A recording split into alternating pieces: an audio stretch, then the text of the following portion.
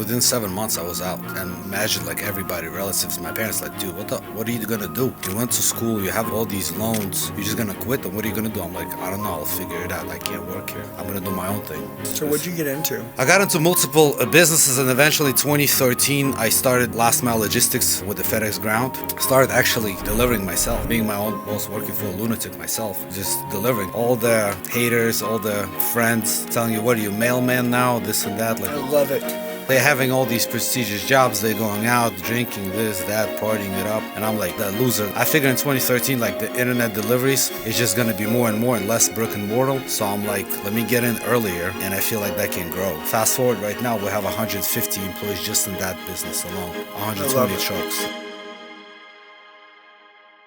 Hey guys, what's going on? Andy Elliott. I'm here today with two badass brothers that have done something pretty crazy. Their brand is like beyond the matrix, right? Correct. Which is basically living outside the box of what society puts on you. You know what I'm saying? And like not conforming, not being civilized, and like understanding what you're worth and understanding that like you can break through anything. Like nothing's impossible. Correct. Yeah, and they've done it and they've proved it. They're immigrants that came here, kicked ass. They're my brothers. They're super close. It's amazing. And they're beautiful people. They have a great life, but they have a kick-ass story to tell today. And if you love, I'm a story of the underdog. I love seeing people overcome stuff, have obstacles, break through adversity, right? Everybody's got a sticking point somewhere in their life, and a lot of people never get through it. You guys have got through many, and I love it. So I want you to tell your story today. This is going to bring a lot of value. It'll inspire you. There's so many teaching lessons in it. And let's kick some ass. So we got vase and we got a shot, right? Yep. It's like vase, like a vase, what you're saying. And then we got a shot, like let's take a shot. Yeah. Walking brothers. Yeah. So let's kick ass. They're awesome. He's a year and a half older than him. They're pretty close in age. Let's start out a shot. Start introducing, you and your brother. Tell the story and let's rip, man. Came to this country. I'm 14. My brother's 13. Came with the parents. No English, no connections. And where did you come from? We're Armenian Americans. Okay, now, so you came from Armenian. Yeah, okay. Yeah, it used to be like Soviet Union. Okay. Back in the day, that's where we were born. Yeah. So came here, no English, nothing. We're like, all right, cool, we're here. What do we do now? We go to school. This is what they tell us. You know what I mean? Vote Democrat. But you don't speak any English. We don't speak no English. Okay.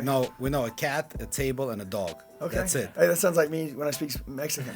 Here you go. I'm like Pedro, cat, and then casa. You always talk about burning the ship. Mm-hmm. We literally, we came on the plane, but we came on the ship, right? Yeah. We burned it. There's no way going back. Yeah. Like now let's go forward. Where did you guys come here when you first came? 2001. What city were you in? Philadelphia, suburbs of Philly. Got it. Okay, Yeah. cool. All right, so talk to me. So you guys go to school, you get here. Yeah. And we're trying to find our way. Like what do we do? No friends, nothing. When you're younger, coming here, was it weird trying to fit in? Oh, it was so weird, man. Yeah. I mean, people made fun of us. Mm-hmm. Obviously, bullied, right. And then I got jacked, and people stopped bullying me. Yeah. I mean, that was actually one of my motivations to actually start getting into fitness and stuff Yeah. like that. It wasn't easy. So you got pushed around. You're like, screw that shit. Got in the gym, started taking care of yourself. Oh, he was like 70 pounds. Yeah. He was like a stick. And then he was just like, all right, nobody's going to mess with us. Yeah, you're ready to fight back. And honestly, the entrepreneurship game is so easy because we're so used to shoulder to shoulder. Before when we were teens, it's fighting. Now it's like fighting the system. It's a different business. Yeah. So, but the mentality is like it's us against the world. It's always been. So, do you guys work together now? Yeah. Okay. So let's talk about you guys graduate school. Yeah. Like, so what happens? What do you guys do? By the way, let's fast forward Let's and then do go it. right back. Let's do it. Tell everybody what you're doing now. What do you guys do today? So right now we have 9 companies, 6 different industries, $25 million in revenue, about 200 employees, about 100 real estate units. So let's talk about you guys get out of school. What industries do you guys pursue? I want to teach some lessons. Yeah. Obviously, we just taught a lesson. Let's talk about now. What are some things that you guys did right that brought you good decisions? You guys did that brought you to where you're at, and then what are some decisions that you guys can say, hey, beware of these things. Yeah. So I can talk about American Dream. I'll tell you what I thought American Dream was. Obviously, my father told me, our father told us. I went to Penn State Engineering School, electrical and computer engineer. My brother's biomedical engineer. When we went to school, I thought I was going to go to school. I'm going to achieve the American dream. I'm gonna be the happiest person alive is completely false. Like as soon as the day I got to a 9 to 5 job, I was miserable, and I was like, "This is Matrix. I need to find a way to escape that Matrix." I was like, "I don't want to be here." And me and him were like on the phone every single day. I was like, "There has to be an easier way." To me, American dream is like, you want to work 80 hours, you work 80 hours and you get paid for that. Do sales, whatever. If you want to work 4 hours and be at the beach all day, I mean, to me, that's an American dream. Just create your own life. Yeah. Whatever. I mean, you want. we've worked our asses off to get to those schools. Like, imagine, like, I go to 10th grade. 11th grade, you got to take the SATs, right? You have to study to get into university. Like, we bust our tails. To make sure you guys can parents get- had to work double shift so we get the tutoring. Like, English class, like the SATs, there'd be like a hard word, you flip, and it's supposed to be like an easy word in English. I flip, I don't know that word too. I have to learn 2 words like to prepare for the SATs. Then we go to school, 5 years of engineering, and I went to Drexel like 50,000 a year. Like we had loans, so we're like, once we get there, oh, it's gonna all pay off. We get there, we're like, what is this? Like I have to only take lunch from 11:30 to 12. I can't be on the phone. I have like it's like a prison. Yeah. You got to bust your ass to make sure that you got set up to go to these colleges. So you guys graduate, you guys get your degrees, and then what happens? You guys feel like the next steps, like a lot of people, Yeah, is you can talk now about, life. Like I'm a more on the safe side. Shadow's the type of person. He wants to burn the ship. He's a risk taker. And how fast did you burn that ship? I mean, within 7 months, I was out. And, you know, imagine like everybody, relatives, my parents, like, dude, what are you gonna do? You went to school, you have all these loans, you're just gonna quit them. What are you gonna do? I'm like, I don't know, I'll figure it out. I can't work here. I'm gonna do my own thing. So what'd you get into? I got into multiple businesses, and eventually 2013, I started the last mile logistics with the FedEx Ground. Started actually delivering myself, being my own boss, working for a lunatic myself. That's great. Just delivering. So now, you know, all the haters, all the friends telling you, what are you, mailman now, this and that. Like, I love it. I was like, I Everybody guess was making fun of Yeah, me. I love it. Yeah. they're having all these prestigious jobs. They're going out, drinking this, that, partying it up. And I'm like, you know, that loser that You're went to making school. the deliveries. You're building the proof and the evidence that this can work. Yeah. Yeah. I figure in 2013, like the internet deliveries is just going to be more and more and less brick and mortar. Facts. So I'm like, let me get in earlier. And I feel like that can grow. Fast forward right now, we have 150 employees just in that business alone. So cool. 120 it. trucks, yeah. Yeah. And nobody believes that anything will ever work, especially when you're an early adopter in something, right? Until you give everybody evidence that it works. Everybody now is like, oh, good job. How did you do that? Nobody says good job, even today. Really? They say, oh, you got lucky. Yeah. I was Oh, like, dude, I I'm love like, that. you're damn Luck right. is fake. Oh, I don't Yeah. believe in luck. Yeah, me neither. I mean, Luck is bullshit. Okay. Yeah, so like my theory on luck, for example, if you have 2 dices, for you to throw 2 sixes, it's 1 in 36 chances.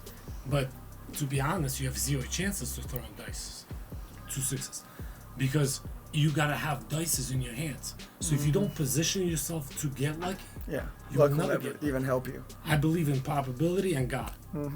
There's nothing else. Yeah. And by the way, we all train with Patrick Bet-David. So like we all study under that house, and you've heard him say at the vault, if anybody's ever been, he's like, go on the last, like, what was your biggest 120 day, streak? Was it when someone said, hey, I believe in you, and I think you're great and you're gonna do amazing? Like, did that, make you so fired up that you're like, man, someone believes in me, I'm gonna go do great? Or was it the time when someone said, dude, you're gonna get your ass kicked, there's no way you can make it, and people like you don't win? That is when I annihilate, rip throats out, and terrorize the world and break every record. Oh, for sure. So I'm like, that's when I do my best, and I think sure. you guys don't ever want someone to stop telling you that. We wired the same way. Like, I love when people believe in me, like my wife that is there, for me, my mom, my brother, but it's like, tell me I'm not going to win. There's 2 people, like one that loves to win and another one that hates to lose. I hate to lose. I love that. I hate Doesn't it. matter what game. Yeah, like Yeah, it's a psycho competitor. we have like relatives and friends sometimes come over for like Christmas or Thanksgiving, and we'll play Monopoly or some other shit, like poker. We're going at it, cutting throats at each other. Like, yo, guys, relax. It's just a game. No, it's not. Yeah. It's not just a game. Yeah. Yeah, this is. We don't lose, bro. It doesn't matter. Yeah, I love having friends like that. I think everybody needs to have friends like that. You know, my wife, when first time we took her on a date, there was arcade basketball there, and she's like, "You want to play?" I was like, "I'll kick your ass if you want to play." And I'm not good at basketball, but I don't lose to girls, right? Yeah. Dude, she destroyed me. And honestly, I was like, dude, we're gonna play until I win. Oh shit. And we played, and we spent like $300 on this damn machine.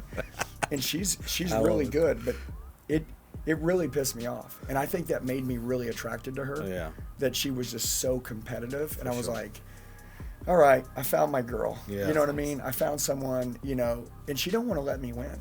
Like, she don't care that we love each other. Yeah. She hates to lose. And we used to go and sprint each other in the field and race and just everything. You know, and we still are competitive like that. But, like, it's good to be around people like that. It fuels you. It makes you great. Yeah, and by the way, let's talk about y'all's channel. If somebody wants to follow you guys on YouTube, what is it? It's the show is called The Beyond the Matrix. Beyond the Matrix. Yeah. Vaz, what's your Instagram? It's just vaz.avakian. Like how last vaz.avakyn, and I'm at official a shot Avakian. I mean, someone took a shot Avakian. Apparently, there's another one. Bastard. So I have to do the official. Make sure it's the official one. Yeah, that's right. Okay, and then talk to me about what you guys are doing. I mean, like, you guys have your businesses, you're kicking ass, but also you're helping a lot of men think outside the box, right? Yeah, it's like once you go on the other side and you see that there's a potential, it's not that hard. Again, two immigrants with no English, we're not that special. We did it, and like I feel like it's our duty. Maybe God made us, helped us in many ways, and now it's our duty to tell others, dude, it's not that hard. You can do it. You can have the best version of yourself. You could be that guy, that gal. They changed your family tree forever. And this is our destiny. Be the best version. You talk about fitness all the time. It definitely starts there. I mean, we're taking our bodies to the next level thanks to you and everything that you do. We know a little bit about the business. We want to show them the stuff, how people can invest, the real estate, how we analyze deals, how we get financing. Just everything A to Z. Easy, very transparent. We're just gonna put it out there, and then if we can change 10 lives, God bless. If we can change 100, if so forth, like we're gonna put it out there. I don't feel like that 1%er. It shouldn't be the 1%. It's too lonely at the top. Not that we're at the top. We're obviously gonna keep going. Well, there's so many more people that could be at the top with you guys. Yeah.